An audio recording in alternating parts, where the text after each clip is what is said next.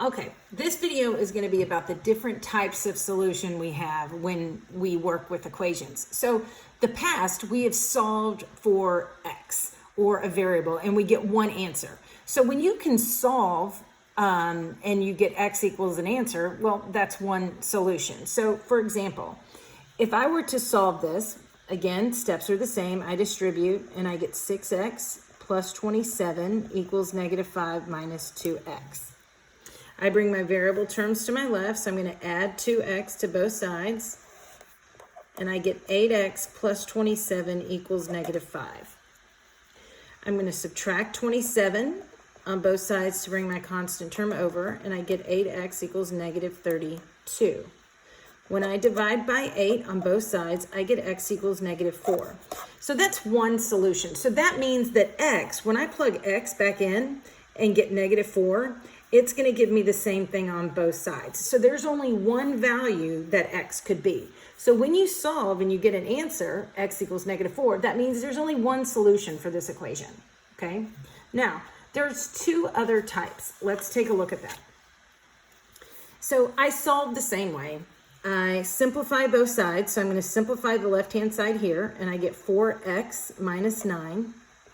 And then I distribute, so I get equals 4x plus 12 plus 1. So when I simplify, I get 4x minus 9 equals 4x plus 13. Okay? Now, I'm still going to move my variable term to the left. And when I do, 4x minus 4x cancels out to 0, and that leaves me with -9. 4x minus 4x cancels out, leaves me with 0, and that leaves me with 13 on the other side.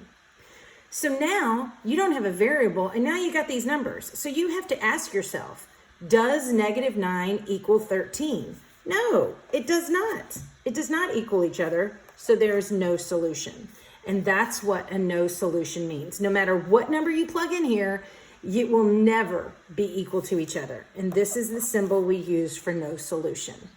Okay? Now, watch what happens here. I solve the same way. Steps are the same. I distribute. I get -6x plus 10 equals, when I combine like terms over here, I get -6x plus 10. And my goal is the same. I'm still going to get my variable terms on the left, so I add 6x to both sides. My variable term cancels. I'm left with 10. My variable term cancels. I'm left with 10. Now my variable term is canceled, and I have 10 equals 10. So you ask yourself, does 10 equal 10? Yes, it does. That means there's infinitely many solutions, and that's the sign for infinitely many solutions. That's that symbol. So I want you to look at your two special cases here, no solution and infinitely many solutions. What do they have in common? What they have in common is variable terms cancel out. When you have these two different types, your variable term is canceled out, and that is when you ask yourself a question. Do the constant terms equal each other? If they do not, no solution. If your constant terms equal each other, then infinitely many solutions. Notice when you have one solution, your variable term will always be there because that's what you're solving for. Okay, so let's do some examples together. Let's take a look at number 3.